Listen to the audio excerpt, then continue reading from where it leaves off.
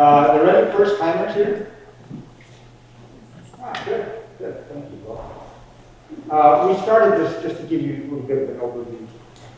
We started this, what's become a lecture series, because the North Stonington Library has also become a seed library.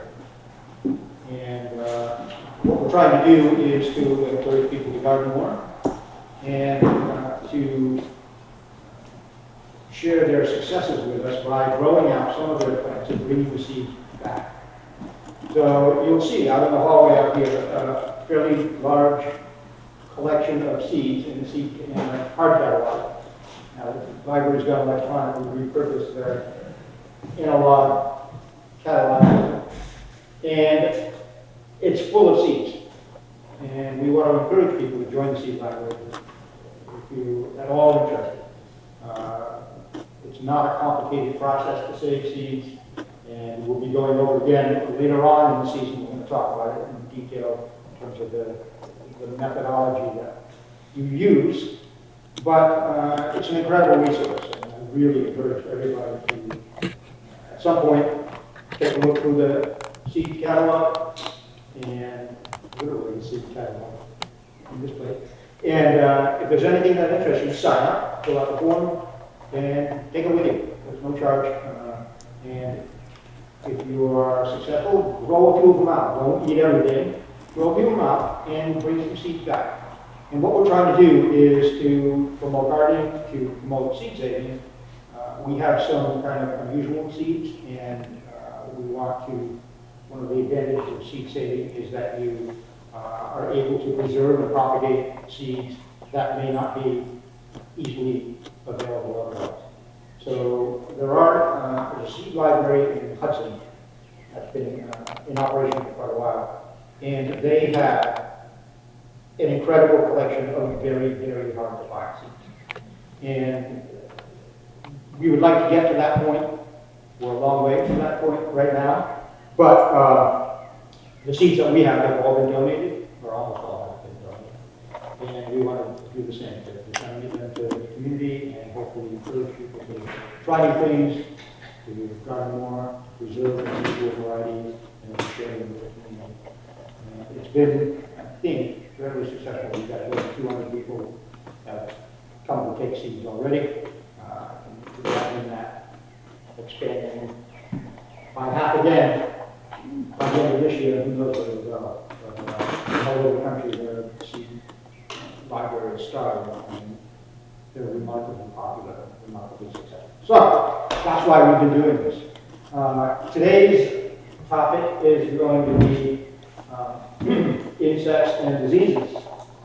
I assume most of you have seen a bug or two lately. You can hardly walk outside under a tree without seeing a caterpillar of some variety. Typically they're gypsy moths right now. Just a few weeks ago, we actually had 3 different tree-eating caterpillars all going to town at the same time. The tent caterpillars have pretty much gone by. The gypsy moths are at full blast right now. Maybe a week or 2, I'll start to dissipate. They are less of a problem for vegetable gardeners than they are for horticulturists. But if you've got a yard, you're probably seeing some damage from gypsy moths. They have this tendency to go with the things they like best first, which is why I have a completely denuded crabapple tree right now. And the other trees next to it are damaged, but not full. But they are moving. Now that there's nothing left to eat on the crabapple tree, they're moving over to an oak that I have, and I'm seeing them on their trees now. They're tough. They're really tough to beat. Gypsy moths are very resistant to most pesticides. You can't find anything that's really specific to just them. So the problem with gypsy moths is that if you're spraying for them, you're killing a lot of other things. And typically, you don't want to do that because most of the bugs that we deal with are not horrifically damaging. They do a little bit of damage. So what I want to focus on, and again, I'm going to preface this by saying, I always encourage people, if you have a question in the course of while I'm talking, just raise your hand and please ask the question. Don't wait until the end, because you might forget what you want to ask, and what you need to know, everybody needs to know. Nobody knows what we don't know, so don't be shy of asking questions just because you don't know. And frankly, I may not know either, but that's my go-to right there. If I can't find it on the internet or one of my books, probably doesn't exist at this point. But I really encourage people. If anything comes up that you have a question about, don't be shy. So we can deal with specifics. There are certain insects in the garden that are kind of universally a problem. Probably the two biggest problems that we've had up until this point are cabbage loopers, which are the little white butterfly that lays a little green caterpillar. The butterfly is relatively benign. Caterpillars are horrible. So they have, they lay an egg, and you see them flying around the garden. They land on a plant, they fly off, they land on a plant, they fly off, they land on a plant. Every time they land, they lay an egg. So the egg hatches like within a week. And there's this little tiny green caterpillar that 3 days later is about this big. They should be dying on the plant. And they are voracious. They eat all day long. They can easily eat 2 caterpillars, 3 caterpillars, can kill a seedling in a matter of hours. There's a spray you can use called BT. It's a spray that is made up of bacteria that the caterpillars ingest, and it creates a little tiny crystal inside the bacteria, the caterpillar's gut, and that crystal will cut them from the inside and they die. BT is a really, really good treatment for caterpillars because it's highly specific. It doesn't kill a lot of other things. It doesn't even kill fireflies. I prefer, in almost all cases, this. This is what they would refer to as a mechanical control as opposed to a biological control, which is what BT is. This is called Agribond. It's a spun-bonded plastic, which is basically recycled bottles. It's these very, very tiny plastic fibers that they weave and use heat treatment and make this very, very light fabric. Could you spell that? Agribond is Agribon. There are lots of different varieties. There's Remade is kind of the generic term in the same way that we use generic terms for Windex. So there are lots of different manufacturers. This you can buy in a lot of local agricultural stores. The downside is when you go there, you're buying it in maybe 50 feet, 25 feet, 10 feet. I buy this in 250 foot or 1,000 foot rolls. You get it from Johnny's? That's where we have it. Johnny's, I get it from Bedfield primarily, but Johnny's has it. I'm working on, part of my business is providing agricultural products in schools. And I'm working on setting up a system where I could actually sell on that floor. So, if your garden rows are 60 feet long, you can come and get 64 feet of it, 2 feet at over the end. There are a couple of ways to use this. A lot of people use it for several things. This is actually a kind of heavier one, which is used for both thermal protection and insect protection. It has a slight tendency to decrease the amount of light reaching the plant. It slows them down minutely in their growing. But the advantage that you get from preventing insect damage is enormous. Timing is important. If you put this on after the eggs are laid, you're actually capturing the insect that you're trying to reduce. So timing is really important. When I plant in the springtime, I put fabric on the rows. And typically I'll leave it there until the plants are of sufficient size, though, even if they are attacked by insects, they're big enough that they can survive the damage. For broccoli, cabbage, cauliflower, I leave this out as long as possible. Broccoli is probably the worst possible thing to have caterpillars in, because the caterpillars actually get into heads, and they're really hard to wash out. You actually have to cut the heads into the florets in order to get caterpillars out. And when you're a commercial grower, the last thing you want is that going out on somebody's plate in the restaurant. At home, you can kind of accept How do you that. install that? Pardon me? How do you put that stuff on the plants? There are a couple of methods that people use. You can, if it's really light, you can actually lay it right on the ground. You can put it right over the bed, and the biggest issue that you have is keeping it from blowing away. So these are, this one's 6 foot. So typically you would, this is the short way. So if there was a 100-foot roll, it would be going that direction. So typically what I would do, I have metal hoops, I make them out of number 9 wire, like coils of wire at the length. And I stab them into the ground, makes this little round hoop, and it's just held up over the bed like that. You can do it round, you can do it square, and then on the ends, on either side, I use plastic bags filled with gravel. And I weigh it down like that, right next to the hoop. The number 9 wire, where do you buy it from? Most hardware stores have it. Yeah. That too you can get from Johnny's. They have it actually in Fedco too. They have it in pre-cut lengths. It's specific to, I think they have it specific to 30-inch beds. When you buy the coil, you can do it to whatever size works for your bed. It takes a pretty heavy-duty pair of wire cutters to cut it. So the big issue is anchoring. For small gardens, one of the best ways that I've seen is to get old hoses that have been damaged, fill them with water, crimp the ends, put them on the sides of it, and then take another wire, a U-shaped wire, and just stack it down into the ground. And that's an enormous amount of weight when you've got a long one.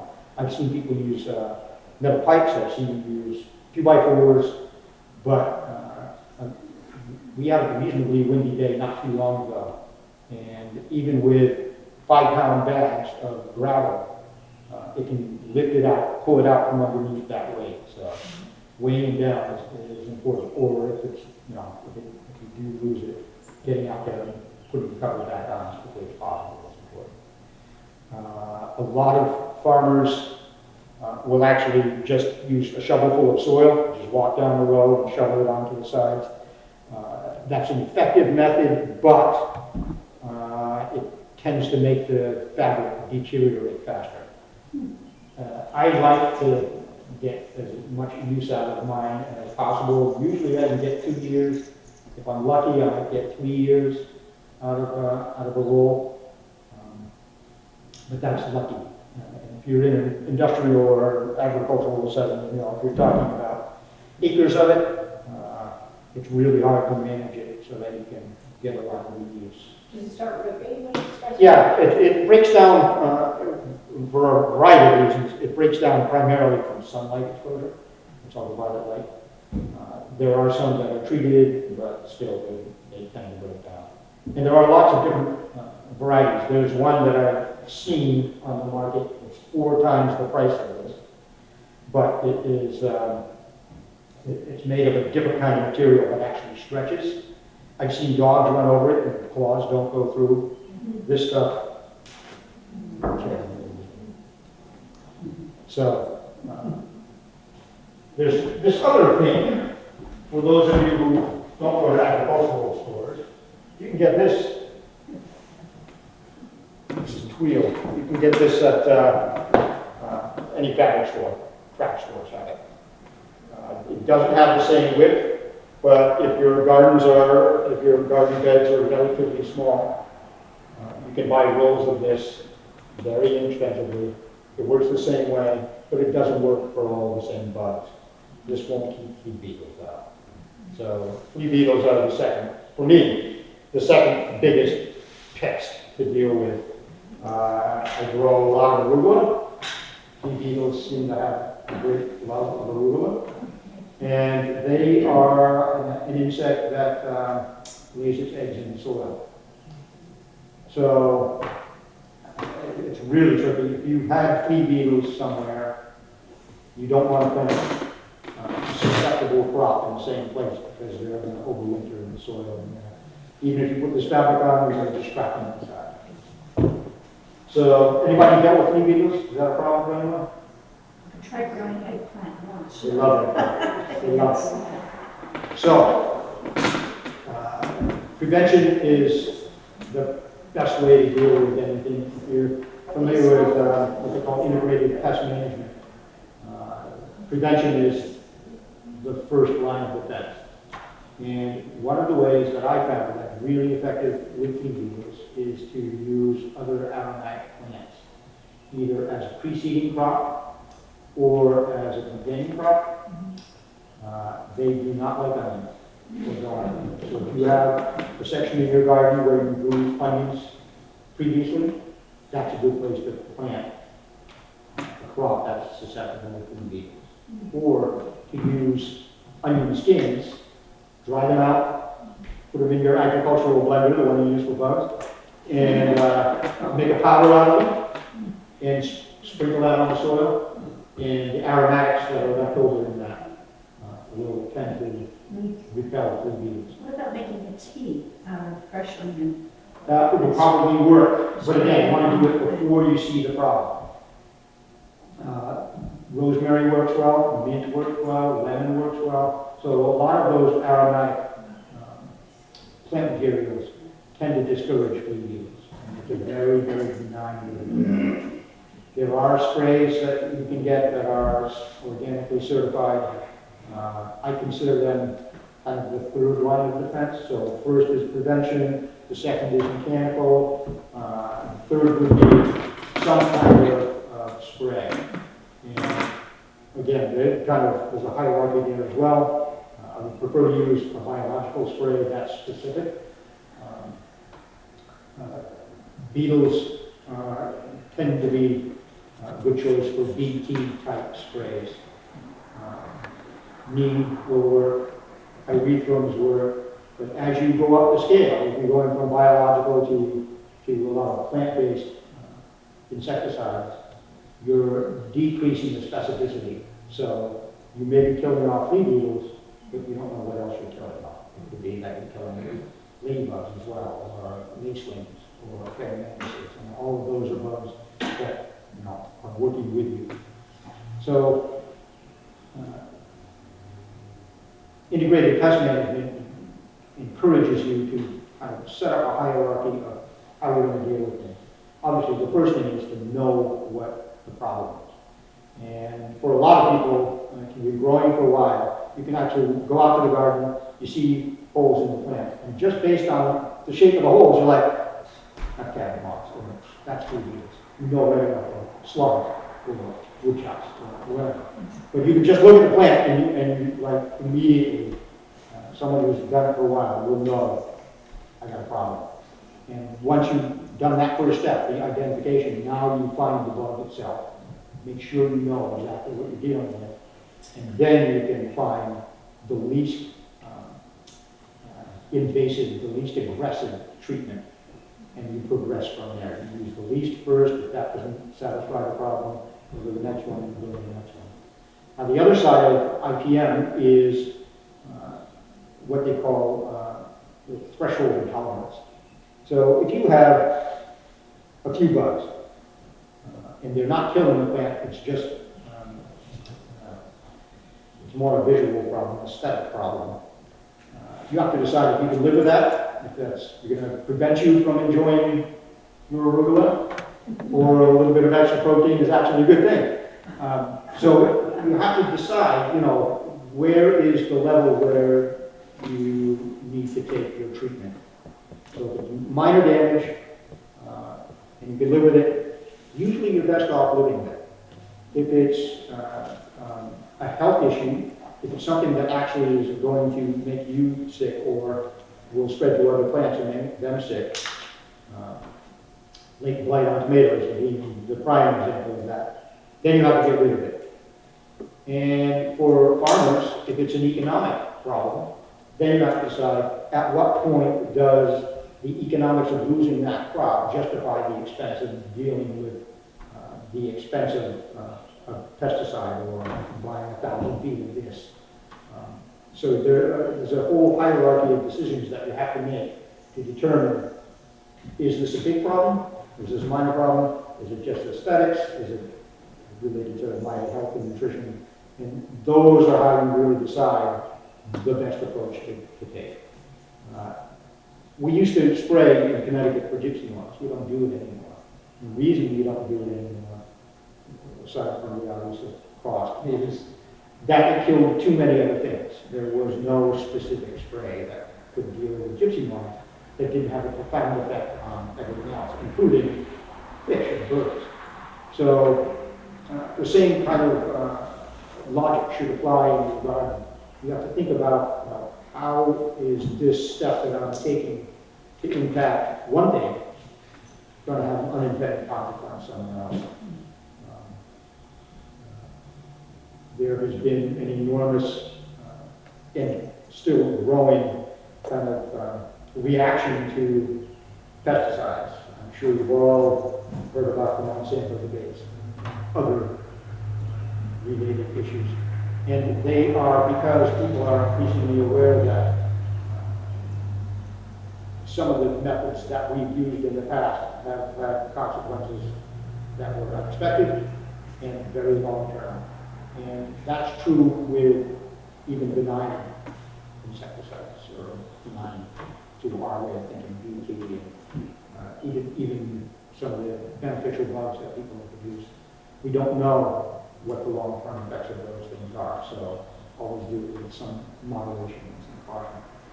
So the reason why IPM encourages you not to take drastic steps unless you have to is because what happens when you spray is you kill almost all the bugs. You don't kill all of them. And the ones you don't kill are the ones that are resistant to that spray. So they're the ones that are going to breed. And then the next population is going to have a higher percentage of resistant bugs. And the next population, and it just grows until what you've got are a bunch of bugs that are completely immune to the effects of the whatever method you're using. I imagine that if we keep using this for 100 years, pretty soon those caterpillars are going to figure out a way to lift it up and get inside. Or this will become part of their diet. But that is just how it works. If you're, nobody truly understands the complexities of the biology that we're trying to deal with. So if you kill all the susceptible bugs, the only ones left are going to be the ones that are resistant, and that's the last thing you want. Again, back to the Monsanto issue, that's part of the reason why people are so opposed to it, is we're seeing now that there are weeds that have already become immune to Roundup. They're not feeding on it, but at least they're surviving. And that becomes a problem because, like antibiotic problem that we're having, we're running out of options. And the same thing will happen with biological controls, whether it be BT or plant-based things like erythrums and neem, some of the nicotinoids. We need to be careful with that because what happens is we have a different and bigger problem than what we're trying to treat. Why don't they have more pheromone traps? I know on a huge one that would probably not work, but I know for some of the beetles. Yeah. I tried to put a scar in my phone with my neighbors, so I think I'm attracted within the 10-mile radius, but is there a reason they don't do that? Because once they're in there, they don't escape, and so that's not Right. thinking. So a pheromone trap, typically, the ones that I've used for beetles is a plastic container. It's got a little cone on the top, and you put a scent in, a pheromone, which is highly attractive to bugs. They can smell it, in some cases, for miles away. So it's a very, very volatile molecule that they are very sensitive to, and it attracts them. They go up to the cone, and then they fall into the container, and then they can't find their way out again. The reason that I think the reason that they're not more common is simply that people just don't believe they work. Well, But they they do. were dying, alive and dying too. Yeah. Oh, yeah. Last year, I was working in a garden in where the heck was it? Manchester, and we had a huge Japanese beetle problem. So we put pheromone traps on opposite corners of the garden, and every day we had that thick riding little beetles. So I took my next step, which is to take those beetles and put them in my special blender and made a spray. And not everybody believes this works, but I think it does. We made a spray, and put my backpack sprayer, and we sprayed around the garden. And it seems to have, so the pheromone is an attractant, and the dead bugs are a repellent.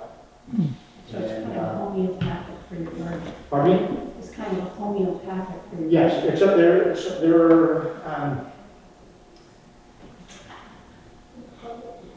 what we're trying to do in doing that is to create a bacteriological, a natural bacteriological defense. So when you have all those bug parts decomposing, bacteria comes, and it's a word called entomopathic, and there are certain fungi that will destroy insects either from the outside or the inside. And that's what we're trying to encourage. Right? So you made a tea, but did you let it just sit in the water, Yeah. ambient temperature? Well, ambient temperature, yeah. And we actually didn't let it steep long. Okay. Put them in the blender, add a little water, make it as I only use the blender for bugs. You won't have frozen drinks. Right. I have a very special pina colada recipe. So, yes, it goes in there, we dilute it a little bit, put it in the sprayer, and it's spray. And it seems to work. We wouldn't spray the plants that I'm actually intending to consume later on, although I don't think that that would be a problem. But we spray around. Another thing that I do with my gardens and a lot of the other places that I work is to put plant flowers around the garden to attract beneficial insects. And they, a lot of people don't realize how valuable they are. At the Given Garden in Mystic, I think we just got 10,000 ladybugs on this week, and we released them. It's not particularly expensive. It's a little bit creepy when you first let them out of the box, because 1,000 of anything looks it's a little alarming, but they disperse very quickly, and they really, really quickly solve problems like whiteflies. Lacewings are endemic to this area. Ladybugs are endemic. Praying mantises, they're all over the place. But the flowers, the primary thing that they do is they attract predatory wasps. And they're not the wasps that most of us are familiar with. Predatory wasps are typically, an eighth of an inch or quarter of an inch. They're very small. They look like a wasp, but they're so small that you typically don't see them that often. If you have a lot of flowers blooming around your vegetable garden, it's one of the best ways to attract predatory wasps, and they will do a real number on the pests in the garden. Are you talking about certain types of flowers, or just flowers in general? Because marigolds, we always were told to put. Right. So marigolds are, they actually have a chemical compound that they produce that's a repellent to plants, or to bugs. But for flowers that attract beneficial insects, they tend to have small flowers. They're typically annuals, So we're not talking about daylilies, but things in the composite family, so in the daisy family. Very small flowers attract very small bugs. And those tend to be the ones that you really want in your garden. If you have, almost everybody's seen the tomato hornworm. It's big, yeah, they're beautiful, aren't they? So there is a local lot that's predatory on them, and they will actually land on the worm, lay an egg, and the egg is a little, it looks like a grain of rice.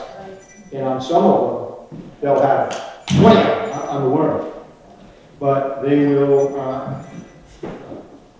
grow in the worm and eat it from the inside out.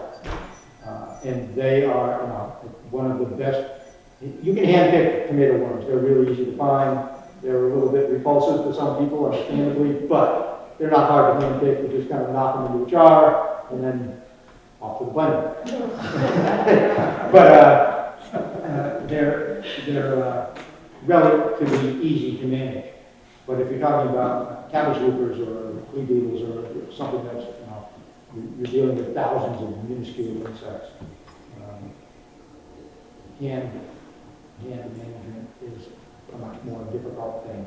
And then your farming situation when you have 600 tomato plants. That's a lot of plants to go over for. I have a question about the longevity of your spread. Does it have a shelf life? Yes. You mean to make the one that the bug spray that I'm making? Yeah. I don't know that it has a shelf life. My assumption is that it's going to be effective for maybe a week, maybe a little bit longer than that, because what we're dealing with a microscopic biological entity, and they tend to have very short lifespan. That is not true. I recently found out for ticks. Ticks can live for 18 years without eating.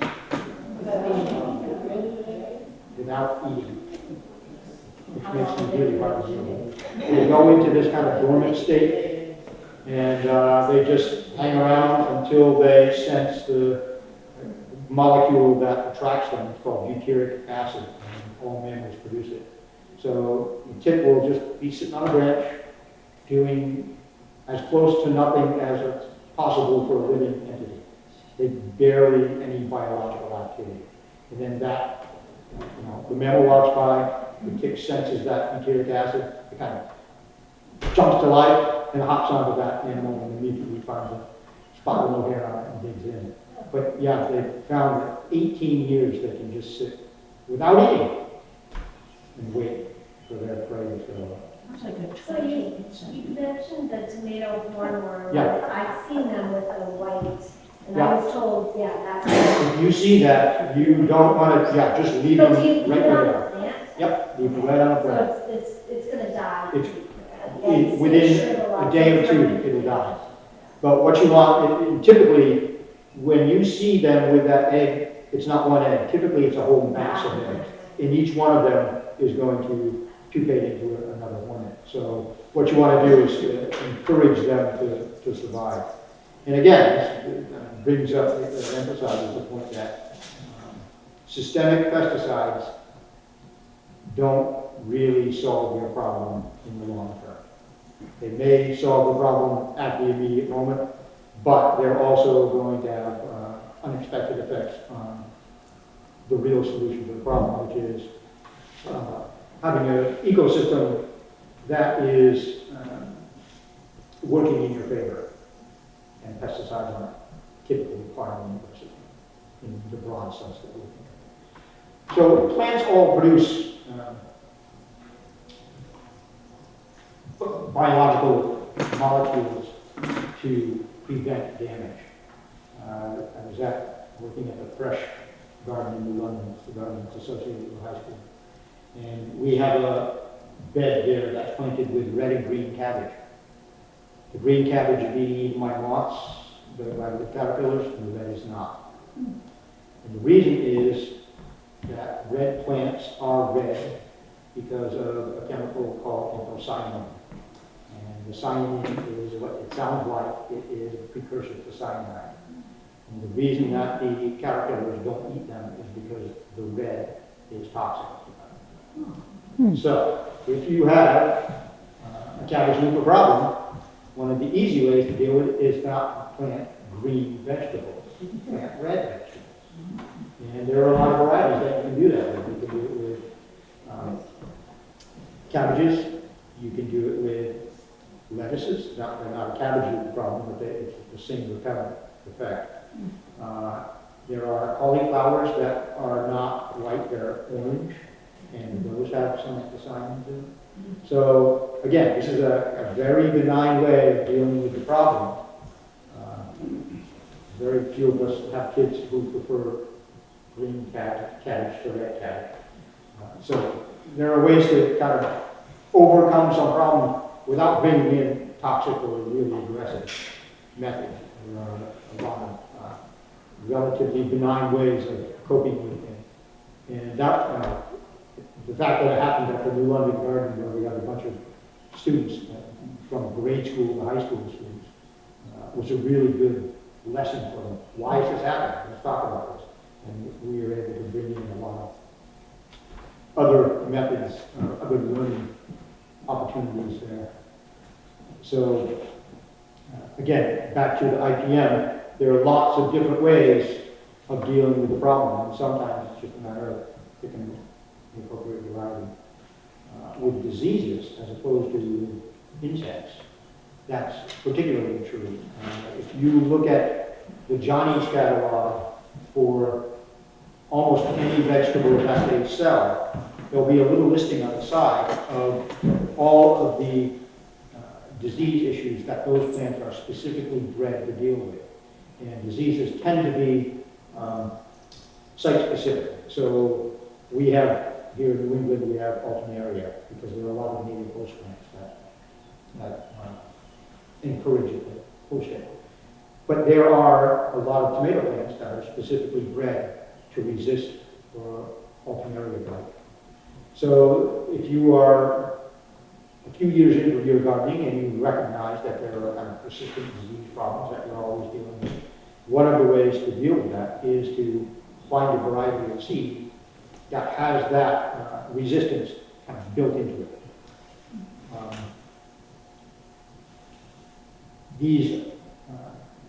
The methodology that they use for that is typically traditional plant breeding.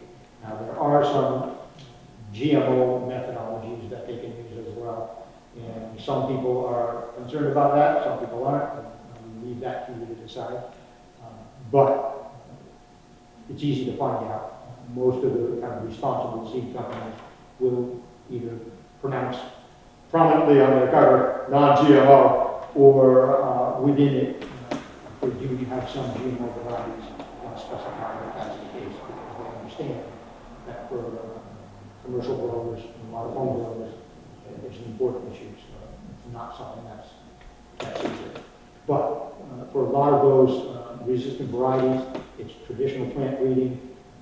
Somebody has grown out those plants for years and years and years, and continually selected for the ones that were least susceptible to diseases, or in some cases insects. So using those methods is worthwhile. Sir? I think we've got leaf miners that have affected our chard and beets. We've seen a lot of it this year. So how should we suggest we deal with that? It's a tough one. There are some sprays that you can use. You can use mechanical controls. The leaf miner comes in as a fly, and it lays an egg, and the egg hatches, and you just wait for your plant. So if you put the mechanical cover on before the flies emerge, which is relatively early, it's typically in May. If it's after that, you've got to deal with it by spraying. In my home garden, if I have leaf mining, I consider that a protein source. They don't bother me that much, but if it's a big infestation, they will damage the plant. So in beets, for instance, if if you have leaf miners in your beet will get so big, and maybe just, the plant can't photosynthesize, it can't be moved. So in those cases, the best thing to do is go through the plants. I do this when I'm thinning them out. And if I see any leaf miner damage while I'm thinning, I cut out those leaves and I dispose of them. In those cases, one of the best ways to deal with that is put all leaves in a container, pour boiling water over it. And at that point, you're going to kill them, and then you can compost it. For certain things, if you have plants, for instance, infected with blight, you need to burn them. The only way to get rid of that is to really destroy it by fire. You can't introduce that to your, you can't take the chance of introducing it to your compost because once it's in your soil, it's there. And it's not going to leaf miners, I think neem is the preferred biological control for that. And neem comes from a tree, it's an African tree, it's a relatively systemic, relatively broad spectrum insecticide. It affects a lot of things. But I've seen a lot of it this year. And that's another thing to bear in mind that, talking about gypsy moths earlier, we're having a bad year for gypsy moths. And one of, if you could consider it a good thing, one of the good things about having a bad year for gypsy moths is most likely next year won't be so bad because they're going to cause so much damage that they're going to deplete their food supply. So a lot of them actually won't survive this season. If we had a little bit more rain right now, there's also a fungal disease that affects them. And those are the sorts of natural biological controls that really work in our favor. The same with leaf miners.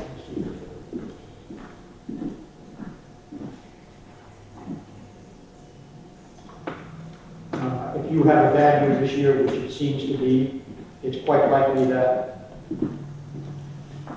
we're not going to have such a bad year next year. And I say this to almost everybody that I work with in terms of particularly commercial growers. One of the advantages of having a wide variety of crops to be as diversified as possible is that every single year something's going to fail. Every year something is going to be a real problem. And if you've got a wide enough variety of diversification, you're going to come up with something that's an unbelievable success as well. So don't let that one big disaster discourage you, because something will work. Why am I not finding it?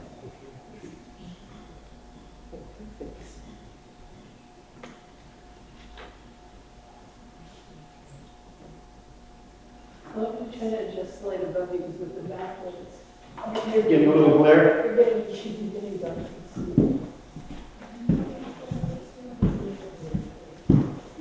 Yeah, okay, so Sure. control. Cover seedlings with foaming row cover, the first. Pick and destroy mine leaves and remove egg clusters. That's the second. Remove, so the native plants are docked in lamb's quarters. If you're familiar with them, lamb's quarters goes everywhere. It's actually a delicious weed. So that's the third. This is going in order of traditional IPM methods. Attract native parasitic wasps by planting nectar plants. Spray with neem or abomectins. So that's the IPM recommended course of control. Covering would be the first one, removal would be the second one, and removal, remove the host plants and try parasitic wasps. You actually use that, right? Can you use that as a parasitic in horses and alpacas and dogs? Yeah. Yeah. So that's the last one on the list because it's really specific. And you'll find that if you notice an anti-helmintic, it's a drug that deals with worms. And So we're talking about leaf miners, which are worm stage of that insect. So the same issue. That's part of the broad spectrum. So again, going back to, if it's killing worms, you want to be careful with it. Because worms are one of the best things you can have in the garden, if they're the right worms in the right place. So that's why they have this, hierarchy of control. This is one of the better, this is a recent book, and this is actually good. This is the library book. If you're dealing with an issue, and you can't find it on the internet, well, I have to say the internet is absolutely fantastic. If you can't find it there, this book, it's a little slower, but you'll get it for you. A few other older books here that have been part of the lexicon as well. So what I do when I've got a bug and I don't know what it is, first stop is my computer, and I go to Google Images. If you're not familiar with that, you go to Google and you put in whatever you're looking for, and there'll be, just a website, images, video, advertising, something like that. So go to Images, and it'll bring up a whole screen of pictures based on whatever you describe. So the more specific it can be. So beetle, green, brown stripe, square, and it'll come up. And you may have to look through several of them to find it, but you'll find it. It is incredible how many resources there are now compared to 30 years ago when I started doing this. So at that point, you've done the first and most important step, and that is to determine what problem. And that's true for insects and diseases. The first step is always to figure out what it is, because then you can really pinpoint whatever it is you're going to use to deal with the problem. After you figure that out, and a lot of times you can't. A lot of times, it's just too broad, or it's too small. If you're trying to identify an insect the size of the head of a pin, you have to use all a wide variety of methods to really pinpoint it, to figure out what it really is. Flea beetles, this little tiny speck, you wouldn't notice it when you're just walking around the plant. What you notice are the holes. And that's the way we can tell that the flea beetle is a little, literally like the size of a pin, holes in your plants, but there'll be hundreds of them. That actually be a problem. So once you see the problem, that's the first step. You identify the insect or the disease, that's the second step. And then you go through this hierarchy of controls, starting with the least aggressive and determined by how big the problem is. So if it's a minor problem, minor I control. would say if you have a small garden, what I suggest people do is, if you know what it is, to do, as you say, the least invasive. And, there's soapy water, that's one way of going about it, just hand picking them, squishing them. Yeah. That's the other, but that's hard for a lot of people. Right. Oh, yeah. Try hand squishing the tomato. Yeah. But when you do that, do it on the plant. Right. Kill the bug and leave it on the plant. Don't take it off the plant.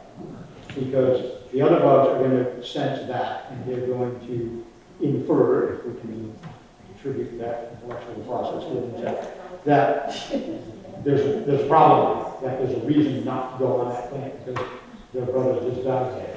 So leave them on the plant. It does work as they come. So yeah, the best thing is always to be, the best control for any problem is to spend as much time in the garden as possible. If you can see it as soon as you provide it, well, it's a small problem, you're most likely to be able to deal with it with these two things. So now that Mary mentioned that, this is my second year going to school. So last year I had such a beautiful crop because of the weather.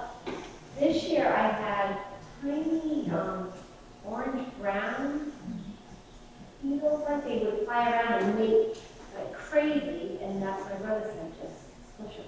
Yep. But it seems like the potatoes are blooming now, and so maybe it was just a minor damage. I don't know if anybody's had that on the potatoes. It was, yeah. I don't know if I'm describing this Did they look like ladybugs? Kind of sort of, but, I mean, they were definitely eating the leaves. I had a little bit, but they were the same, made last for quite a while. Yeah. Yeah. So, again, just, you know, the easiest, there is a BT that will manage that.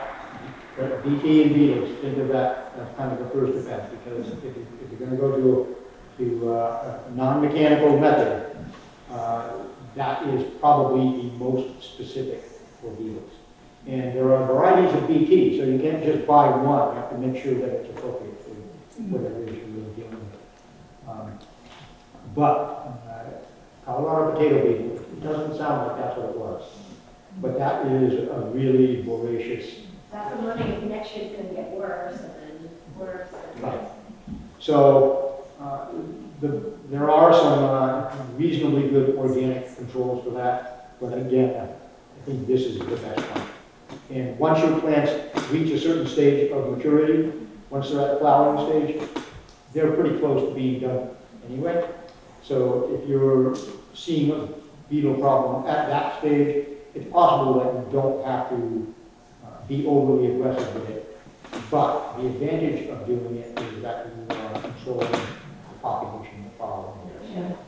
I thought you were saying to Kate that some of the bugs live in the ground, so even that, if you didn't know they were in there. Right. So again, the importance of really identifying what it is. If you have an insect that has caused problems for your crop, but only minor problems, it's not something that you felt that you had to bring out the big guns.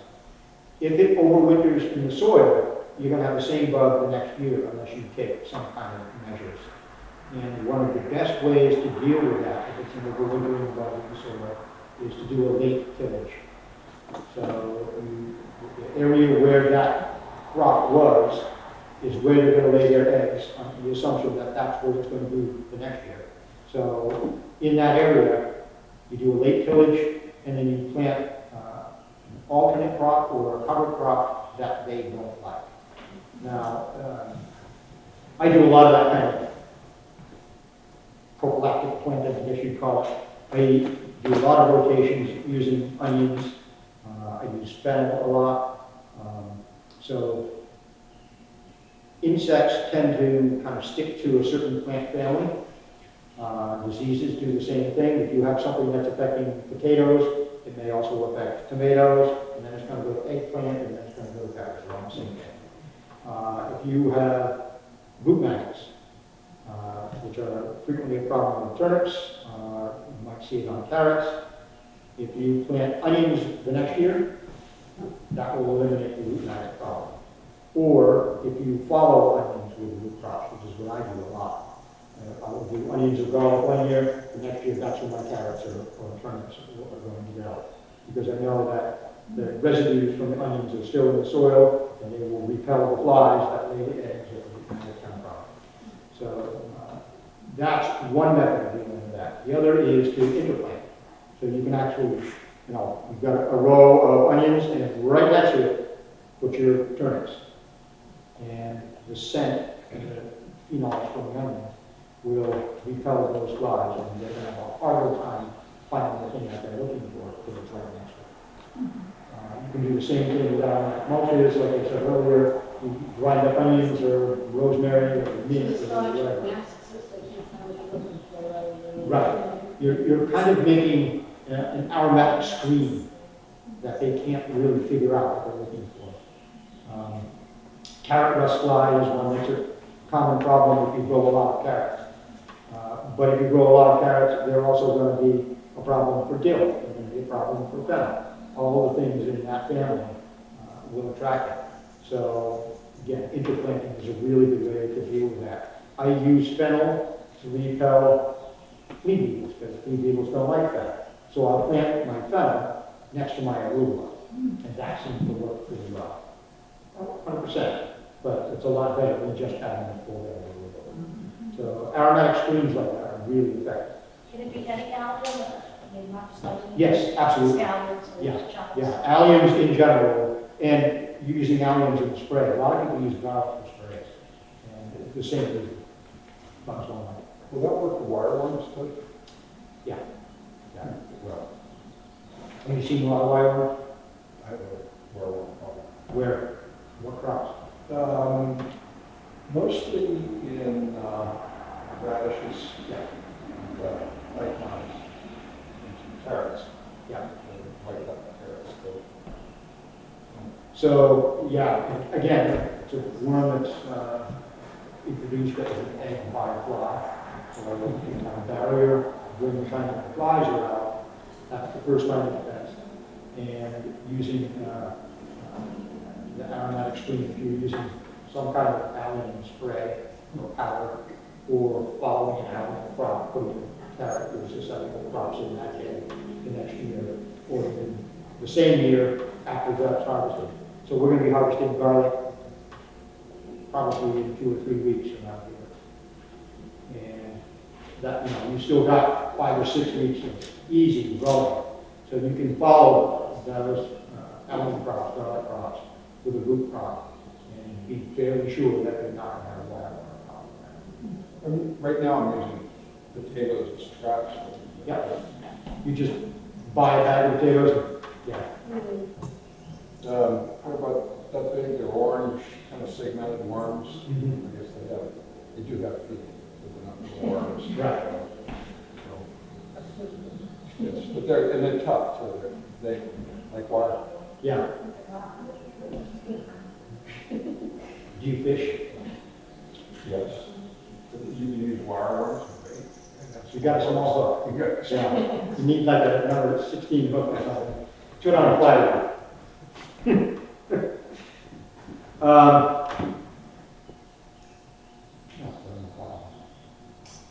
Is anybody seeing any disease on the plant right now? We have, It's so dry. hmm? It's been so dry. It's so dry. So that's a good point. Like I said, every year is different. A few years ago, I think it was 3 years ago now, we had 4 years ago, a really bad blight problem throughout the whole region. It was all through New England and further.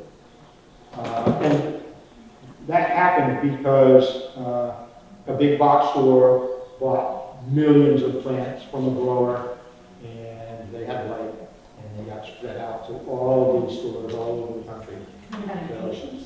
Pardon me? Are you doing medications? No, it was in tomatoes.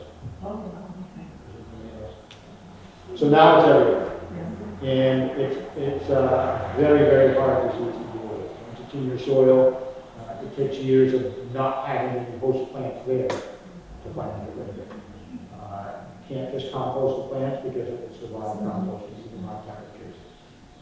Boiling is not necessarily an effective method because some of the spores have been found to be able to resist that high temperature. So flame seems to be, yeah, seems to be the way to go. So if you see a disease like that, the only thing you can do is destroy the plant. There are some treatments for early blight. There's a spray called Kinabate, Oxidate, there are a couple of things that you can buy that will slow it down and sometimes stop it. But late blight, so far, they haven't found anything that's particularly effective. There are, in winter seasons, we would be seeing a lot of fungal diseases by now. Anybody growing summer squash or zucchini? So we will most likely start seeing little cloudy white patches on the leaves. I'm sure you've all seen it. And once that comes, there are some treatments, but typically it comes towards the end of the production cycle of the plant. It's next to impossible to prevent because it's an airborne problem. So unless you're growing in an environment with no air, you're going to see it. And it's more common when we have a lot of moisture. And that doesn't mean rain, it's fog. This is a bigger problem. And because of where we live, we're going to have fog. We had an expert on roses come to talk to our garden club, and everybody complained about funguses attacking roses. And she says, milk, that's what you use. You use a spray Yeah, with milk. yeah. And you spray the plant with that. You say milk? Milk. Milk, Yeah. yeah. Yeah. So, what does milk have? Calcium. It's the calcium. And calcium is actually a very effective method for dealing with fungal problems. A lot of people use sulfur and sulfur products. You can also use copper, copper products, but in that order, in the less desirable. Copper is highly toxic and not inexpensive. Sulfur can become a problem if it is in high doses and can be persistent in the soil. Calcium, you need really, really high doses for it to start becoming a problem. Calcium bonds with potassium very easily. So if you have low potassium in your soil or high potassium in your soil, either way, calcium can be a problem. So milk is a really benign spray. It's hard, almost nobody has an aversion to milk in some form, but and you can use it in very dilute quantities. So yeah, it's a good solution. Vinegar, a lot of people use vinegar, apple cider vinegar, bragg vinegar. A lot of people use soap for certain applications. The advantage of soap is primarily that it works as an adjuvant to whatever else you're spraying because it helps to that other thing to stick on the plant until it rains. We don't see that. So if you're going to use soap, be reasonably selective. Back in the 70s and 80s, we recognized that a lot of our detergents were causing problems because of the phosphorus that was in there, the calcium blooms. So if you're using soap, try to find one that's low phosphorus. One of the best ones is Dr. Bronner's. And if you've ever shopped in a health food store in the last 40 years, you've probably seen it. It is a very effective soap that also happens to be non-toxic. In fact, it's edible. And it's a very good adjuvant for if you're mixing up your own sprays. It's a really good thing to use. Is it a Castile? Pardon? Is it a Castile soap? It is a Castile soap. Yeah. They recently come up, it used to be just one kind and had, I think it was mint flavor or something. But now they have several different ones that I'm sure you get lavender and tea tree oil and all of those other popular flavors. But it happens to be a really benign soap to use. It's very small quantities. All you're trying to do is enough to make a film that will adhere to the leaves. So it's probably 1 part in 50. Very, very small. Do you dilute the milk, or does the milk go on straight? Milk. You can do either way. I think you can dilute it.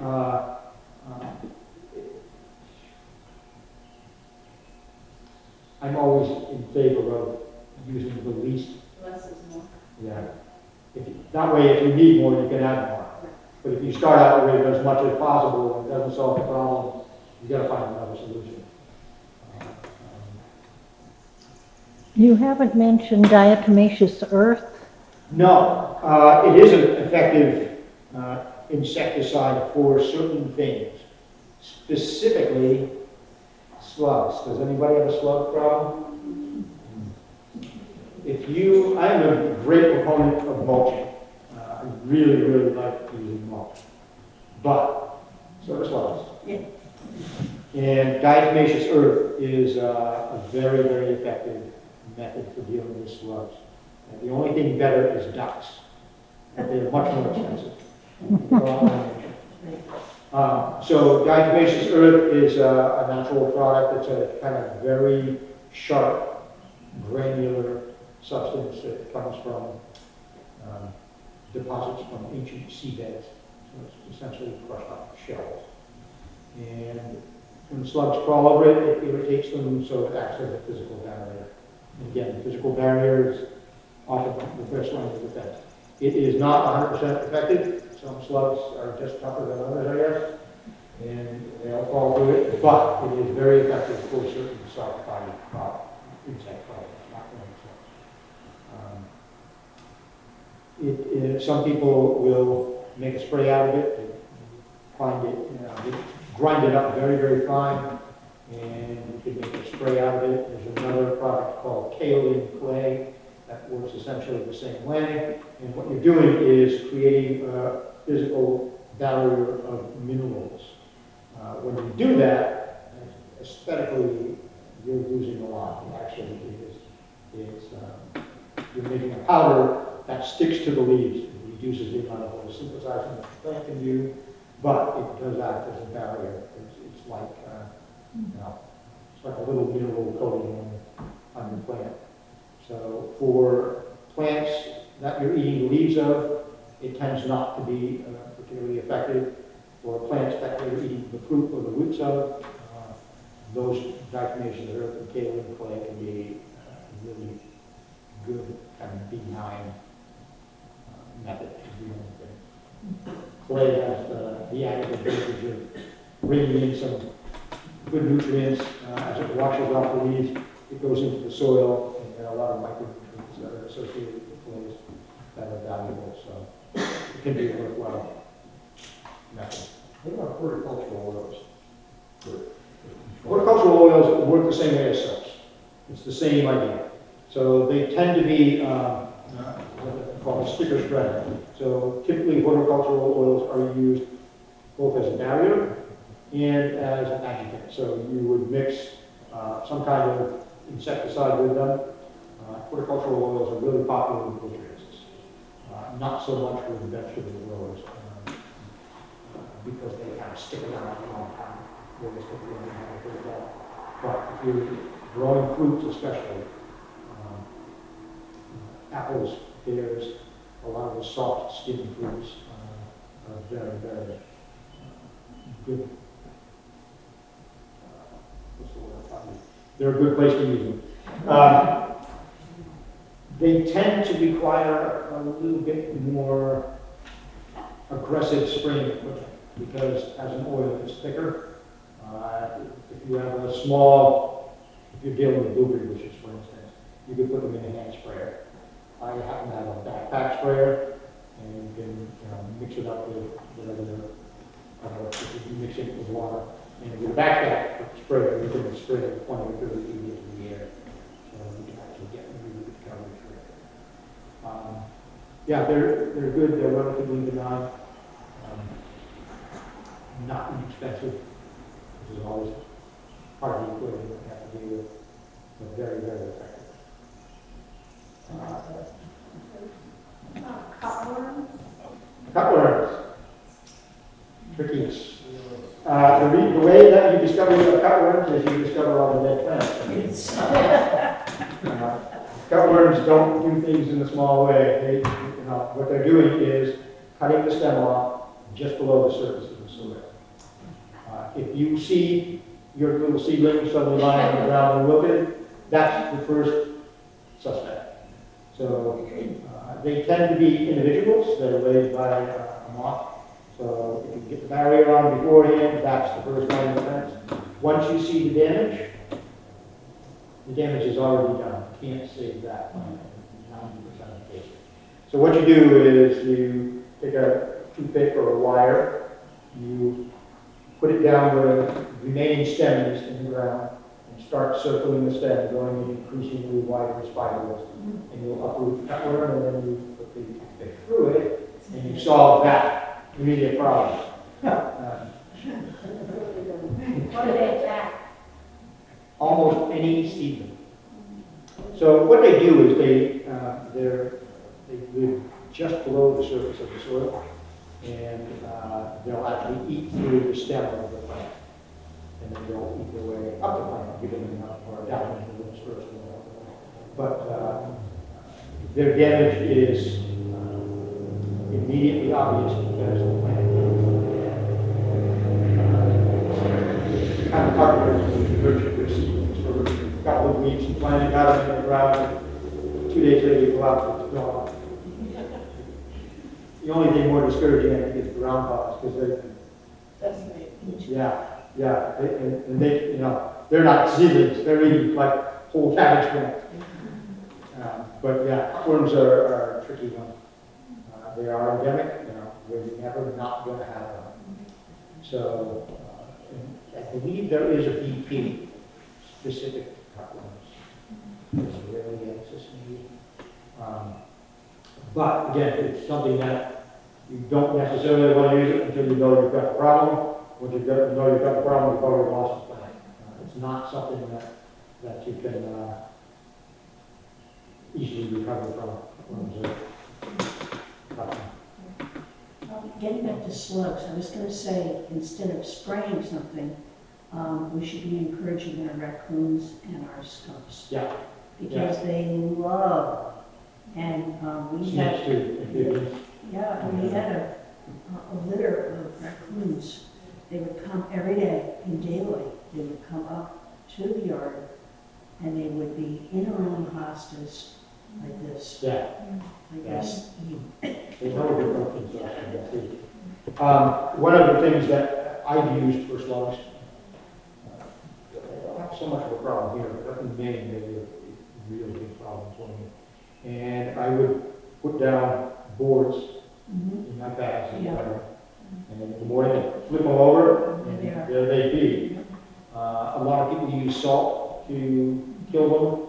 I find that kind of inhumane. Me with my blender. Faster death. Well, me? She was a faster death. Yeah. But slugs are a real problem if you're a greens grower. They love this. I'll just be glad it's not Pacific Northwest, Yeah. because those slugs are about this long. At that point, you feel like they wear armor. Slugs love beer. Put a little beer in it. Right. Deer traps are a good method. And deer works for a lot of other things too. Unfortunately, it works with some beneficials. But deer tends to attract a lot of insects. I've used deer traps quite a bit. They do work for certain beetles as well. But they also will attract beneficials. So again, it's that you have to look at that hierarchy. How big is the problem? And how much Narragansett do you really want to buy? Because it works, no doubt about it. But if you can deal with it just by spraying or by using a trap, the boards being my method, but there are lots of trap methods. Your method with the potatoes is a trap method.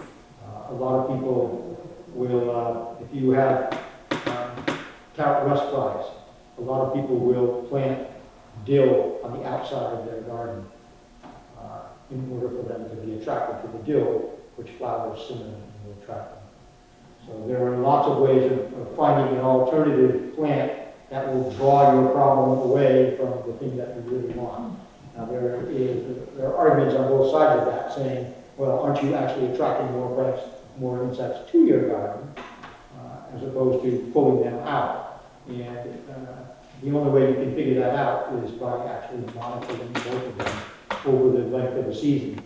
And that's a fairly involved process. A lot of people don't have the time or the information to be able to keep track of that on a daily or weekly basis to decide, is this a method that's really working for me? And really, there's no way to know until you have the data points over the course of a year or multiple years. So some people don't believe in that. I have a question about something that's attacking newts this year. And it only starts at the top, and it goes down maybe 2 inches on the plant. Look like this. And it goes around and, yeah, something like that. Have you seen any beetles on it? Green beetles with brown stripes? No. So, I'm not sure what this is, but I think it's an alternaria. Could be any number of different viruses. But most diseases are transferred by one of the insects are a problem is not because they're eating the plant, but because they're introducing something else that has a toxicity. So, I almost thought it was this looks like It's it being is. sucked out, Yeah, and it could be, yeah. but mint has very few facts.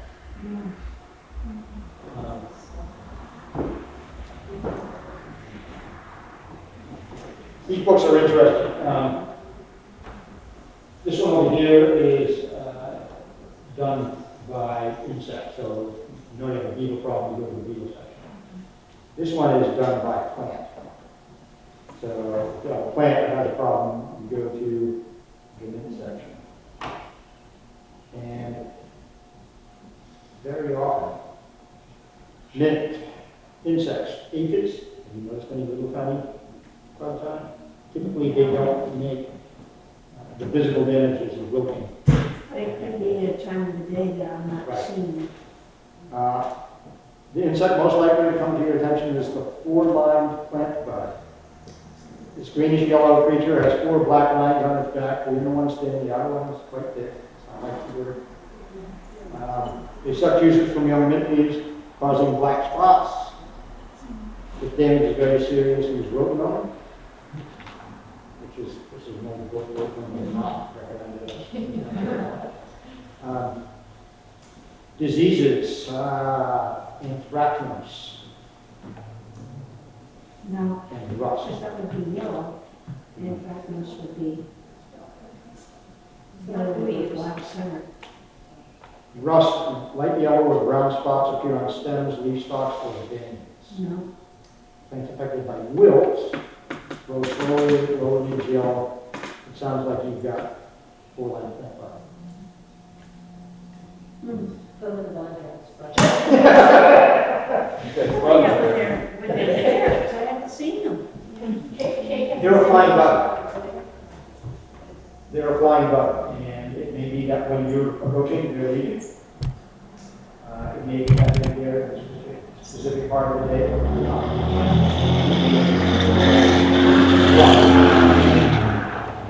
it sounds like, from what you're describing, what that probably is. I will say though that last year, we were inundated with lily beetles, the little red ones. Yeah. Oh, it was awful. I was going out probably every week and getting a glass full. I put soapy water and I just put it underneath and they see you coming, so then they drop off the plant. Right. And they drop into the cup. But, oh, I just couldn't keep up with them. Mm-hmm. And this year they were out very early because in April we had that 81 They've got more degrees weather. and the 19th. And so suddenly there was this flush of lily beetles on the plants. So then it got cold, remember? Yeah. And it snowed. And I think it zapped a whole bunch of them. Very often, there are controls that we have no control over. That's And, right. in the last few years, we've had some very unusual springs Yeah, where we've had a warm April, right. and then it's followed by a cool or even cold Yeah. month. So a lot of times, what that will do is encourage those insects, and in some cases diseases, to flourish and then perish because the conditions aren't right. Sometimes, so an egg may hatch because the temperature is right. So the egg hatches, but the plants may not have germinated yet. Their food crop may not be yet. So in some years, that's what happens is you'll get that early flush and there's nothing for them to eat. They all starve to death and now you've got a year without them. Right. And that can persist for years. If you don't have that breeding population, then you can eliminate the problem by allowing it comes in and so on. Yeah. And again, that's what I hope is going to happen with the gypsy moths this year. We haven't had an infestation like this for a long time. So, with any luck, that may be part of the solution. If we get a decent amount of rain, they are very susceptible to a certain fungal problem. And right now, at this stage in their life cycle, they are highly susceptible to it. So we're supposed to get a little rain tomorrow. If it's enough, and those fungal spores are around, we could see them disappear in a matter of days. And it's water. A lot of water. How many acres do you have? That's the problem. Yeah. Yeah. So this past solstice, we have all these seeds to go still be planting the crop if they want to browse. This is a really good question. This is something, I addressed this earlier, and actually I think it was in the first talk we did, but I want to do another talk about this in December when everybody's in the seed buying frenzy and all the catalogs are coming. So there are two ways to plan your garden. The first way is you know when your last frost date is in the spring, and you kind of design your garden on that. There's also the first frost date in the fall. And around here, I think the pessimists call it September 10th, and the optimists might go as late as mid-October. I tend to go towards the later side. So, October, let's say it's October 10th. So we've got September, August, July. We've got at least 90 days. So almost any crop that will germinate in warm temperatures and mature within 90 days is viable. So you can certainly plant squashes now. You can take a risk and plant pumpkins now, or even winter squashes. Now, there's a little bit of a gamble there, but if it pays off really nicely. You can certainly plant all the short season crops, but you want to think about it because lettuce and arugula, some of the cold crops, their germination rate dropped off at higher soil temperatures. So you're better off, if you do want to do those, plant them indoors, not outdoors, start them as seedlings, and then transplant them into a shaded area or partially sunny area in the garden. Other things, you can always do kale. You can always do kale. Up until like November, you can plant kale. Certain other things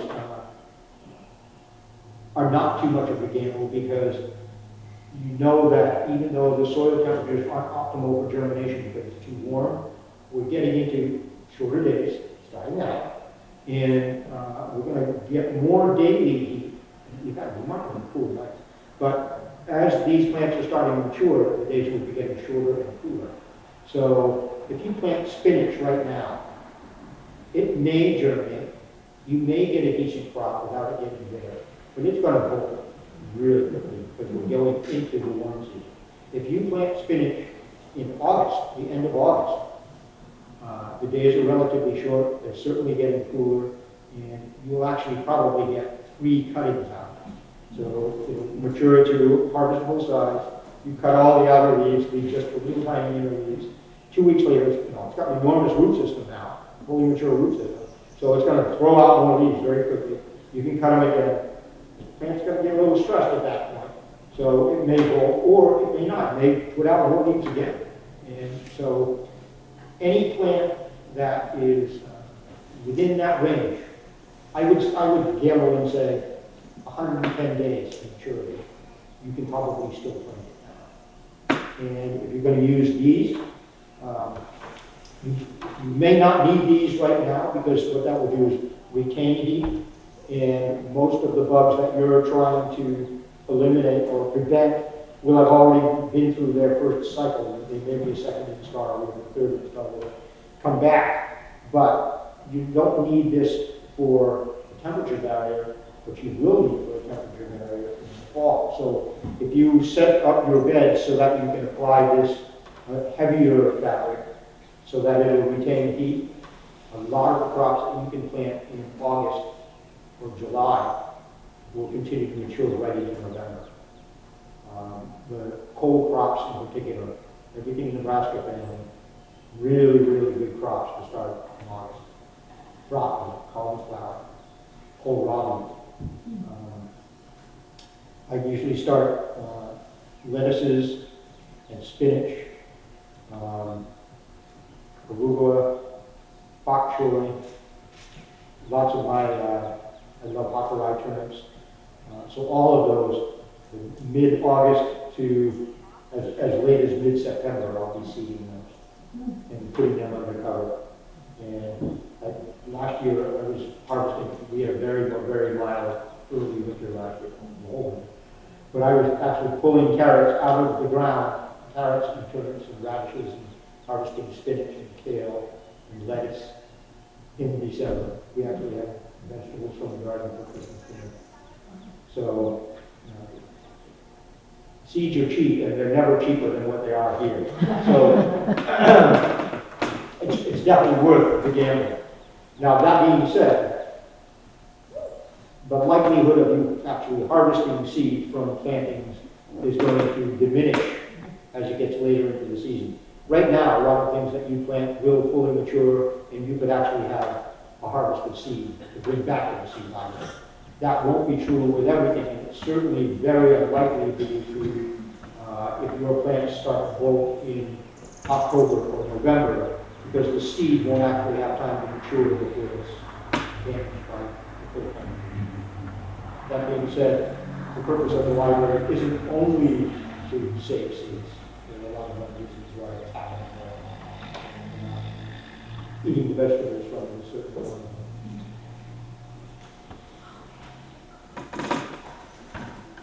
Yes? This is not about pests, but my garden this year doesn't seem to be as thriving as usual, and I'm wondering, maybe it's all spent out and I have to somehow replenish the nutrients or something. It's possible. But that being said, I participate in a lot of conversations online, and it seems to be, for a lot of gardeners, not just in this region, but in the Midwest as well, that plants aren't thriving like we usually see them doing. And there's a lot of speculation about why that's happening. In particular, people are noticing it with tomatoes and peppers and plants. That's it, yes. Same with you. So it's unlikely that if all of your other gardening practices have been successful in the past, that this year is the year that any kind of nutrient depletion is showing up. That being said, the soil test is the only way that you'll really know. And the kind of broad spectrum application that deals with all of that is adding organic matter, which is specifically compost, but almost any kind of organic matter is going to have some remedial effect if it's a nutrient problem. Again, the only way you can tell is with soil test. There are immediate fertilization methods that you can use that you should see very quick results. If it is a nutrient problem, you should see a response to fertilization within 10 days. If you don't see some kind of new, lush, rich green growth, that's not a problem. So that being said, there does seem to be a lack of vigor in a lot of people's gardens this year. I don't know what it is. I don't know anybody who knows what it is, but I know a lot of people have noticed it. It could simply be climatic. It could be that, we have a cool day. I would use it on that. Yeah. Yeah. Yeah. And intensity. Right. I think that's what it is. So it's one of those things that it happens sometimes, and it happens over broad areas. When it's so common, it's very unlikely that it's a problem that's specific to your soil. So that being said, I am a huge advocate of building up your soil continuously. Not just 1 or 2 times a year, but as much as possible, just continuing to do a little bit all the time. Because when you're harvesting from the garden, what you're doing is removing nutrients, always. The plants are gaining nutrients from the soil, from water, and if you don't replace them, they're going to continue to diminish and they'll not be available for continued growth. So if you've been gardening in the same spot for a long period of time, it's inevitable that there will be a diminution of foods that the plants need. So it has to be replaced.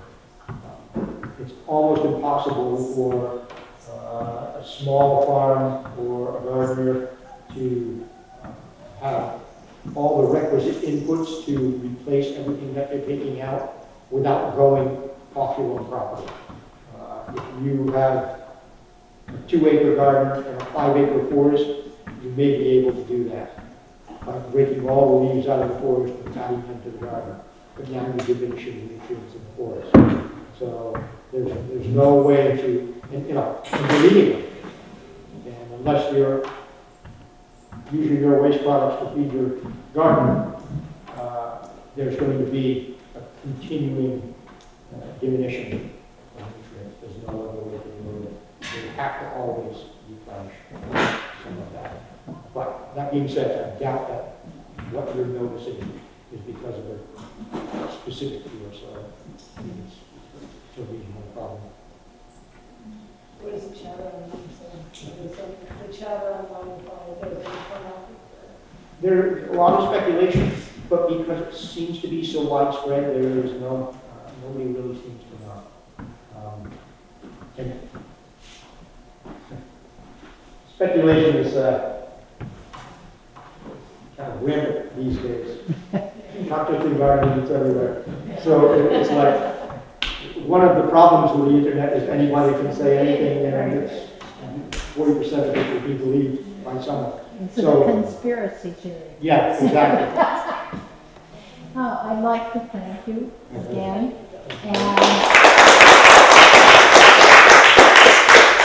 And we urge everybody to partake. There are still a lot of goodies. And if you'd be willing to answer any individual questions for a while, that would be good. And Diana wants you to be sure to sign up on your, what is it, on the sheets, Right. Diana?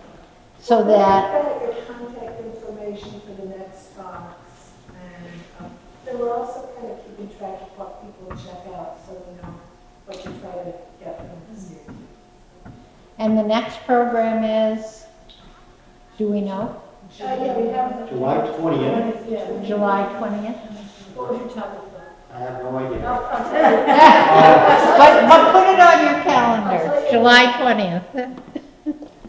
But actually, that does bring up something that I wanted to, I always encourage people to ask questions, but I'd like to ask you all a question. Is there any topic that anyone would particularly like to see addressed? One thing that I definitely want to do is, again, it'll probably be in November or December, but we'd like garden planning. It may actually be one of those days where we take 3 hours.